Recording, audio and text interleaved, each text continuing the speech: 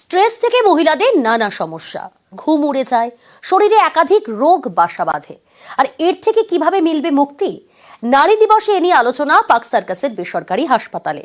ভালো থাকতে নিজেকে আরো ভালোবাসার পরামর্শ দিচ্ছেন চিকিৎসকরা। এখন তো শুধু আর সংসার সামলানো নয়, মহিলাদের অফিস কাছারিও রয়েছে। কাজের জায়গায় নানা রকম চাপ, তা থেকে স্ট্রেস, ফলে ঘুমের দফা রফা। দিনের পর দিন ঠিকমতো ঘুম না হওয়ার প্রভাব পড়ে শরীরে, সুখ কেড়ে নেয় নানা অসুখ। ওয়ার্কিং লেডিদের ক্ষেত্রে তারা যেহেতু একটা শিডিউলড এক্সারসাইজ প্রোগ্রাম বা ওয়াকিং বা রিক্রিয়েশনগুলোর থেকেও বেশি হচ্ছে ওয়ার্ক স্ট্রেস থাকে তাদের মধ্যে, দৌড়ে তাদেরকে পৌঁছাতে হচ্ছে, সেখানে ওয়্যার অ্যান্ড টিয়ার বেশি হয়, হাঁটুতে কোমরে ব্যথা বেশি হতে পারে।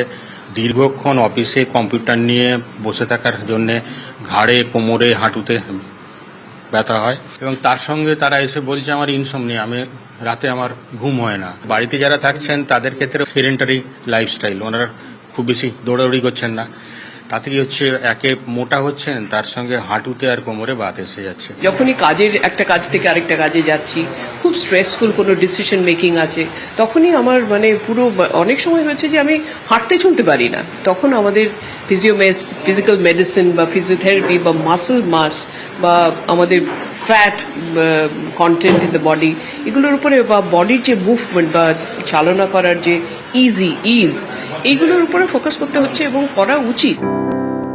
স্ট্রেস অর্থাৎ মানসিক চাপ থেকে মহিলাদের নানা শারীরিক সমস্যা তৈরি হয়। স্ট্রেসের কারণে ঘুম কমে যায়, এর জেরে মহিলাদের কোমর, পিঠ এবং হাঁটুর ব্যথা শুরু হয়। প্রেশারটা আমরা অনেক বেশি নিয়ে ফেলি, অনেক বেশি অ্যাংজাইটি ইস্যুস হয়, শরীরকে ইগনোর করি অনেক দিন বেশি অবধি। আমরা যদি একটু মেনে নিতে পারতাম যে সবটা পারি না, আমরা দশভুজা নই, স্পষ্ট দেখা যাচ্ছে দুটো হাত আছে, বাকি আটটা নেই, যখন নেই তাহলে হয়তো আমাদের এই ব্যথা বেদনাগুলো আস্তে আস্তে একটু কমবে।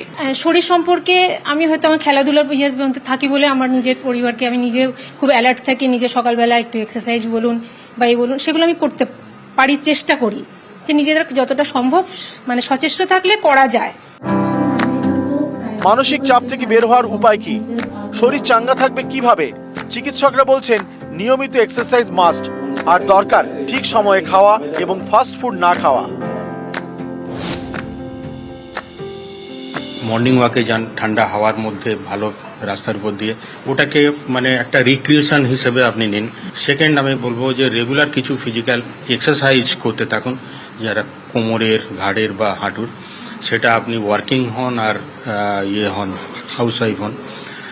থার্ড, আমি বলবো যে একটা মেন্টালি আপনাকে একটা সবসময় ভালো থাকার চেষ্টা করতে হবে।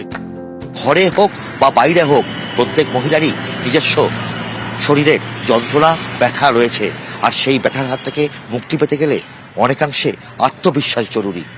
ক্যামেরায় সৌমেন দাসের সঙ্গে অভিজিৎ চন্দ্র, নিউজ 18 বাংলা, কলকাতা।